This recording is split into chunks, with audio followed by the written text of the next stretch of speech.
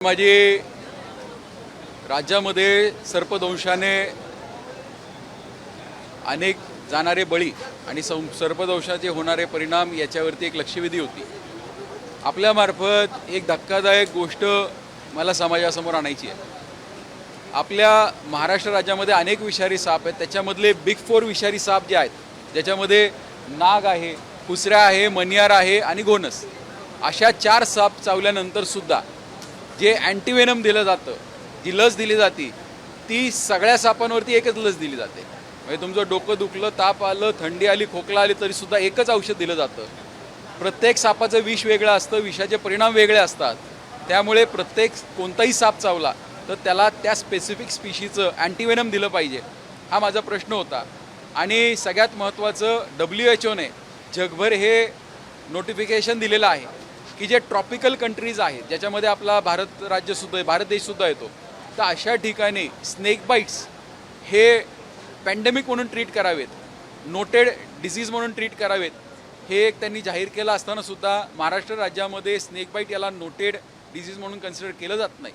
मला उत्तर देत असताना आरोग्यमंत्र्याने हे आश्वासित केलेलं आहे की त्यांनी आता LNJDला हा प्रस्ताव पाठवलेला आहे आणि तो प्रस्ताव सकारात्मक आहे। लवकरच आपल्या राज्यामध्ये सर्पदंश हा नोटेड डिसीज म्हणून ट्रीट केला जाईल, पॅन्डेमिक डिसीज म्हणून ट्रीट केला जाईल आणि सर्पदंशातनं मरण पावणाऱ्या प्रत्येक व्यक्तीला ही मदत मिळाली पाहिजे। एकदा नोटेड डिसीज झाला तर प्रत्येक व्यक्तीला ही शासनाची मदतसुद्धा मिळेल, या दृष्टिकोनातनं एक सकारात्मक पाऊल उचललं गेलं पाहिजे। आणि त्याच दृष्टिकोनातनं जी हॅफकिनसारखी इन्स्टिट्यूट आहे, जी आता बंद अवस्थेत आहे किंवा जीर्ण अवस्थेत चाललेली आहे, तर ही संस्था नव्याने परत जिवंत करणे, पुनर्जीवित करणे आणि त्या ठिकाणी रिजनल वेनम बँक, म्हणजे कारण शेवटी प्रत्येक परिसराला, प्रत्येक भागामध्ये जे साप असतात, विषारी साप असतात, अशांचं विष जर उपलब्ध होऊन त्याच्यावरती अँटीडोट तयार झाला तर त्याचा फायदा बरेचसे जीव वाचवण्यामध्ये, आणि आपण पाहतो की जीव वाचतात, मरण पावणाऱ्यांची संख्या ही खूप कमी आहे, पण डिसेबिलिटी होणारीची संख्या ही मोठ्या प्रमाणावर आहे, ती आपल्याला थांबवता येईल। कारण स्पेसिफिक विषयावरती स्पेसिफिक औषध जर तयार झालं तर त्याचा फायदा या परिसराला झाल्याशिवाय राहणार नाही, जनतेला झाल्याशिवाय राहणार नाही।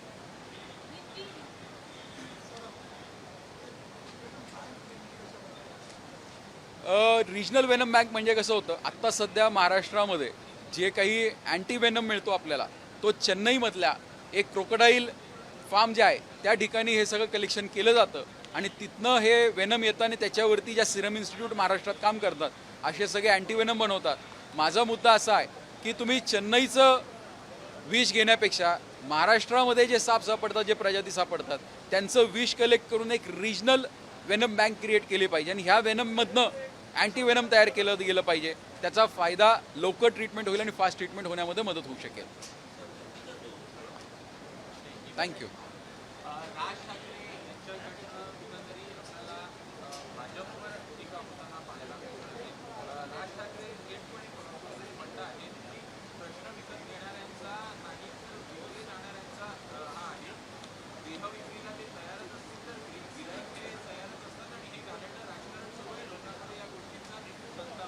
माझा आजचा विषय विषारी सापांविषयी आहे, बिनविषारी आणि फुसकरणाऱ्यांविषयी नाही, मी बोलणं त्याच्यावरती टाळतो। धन्यवाद।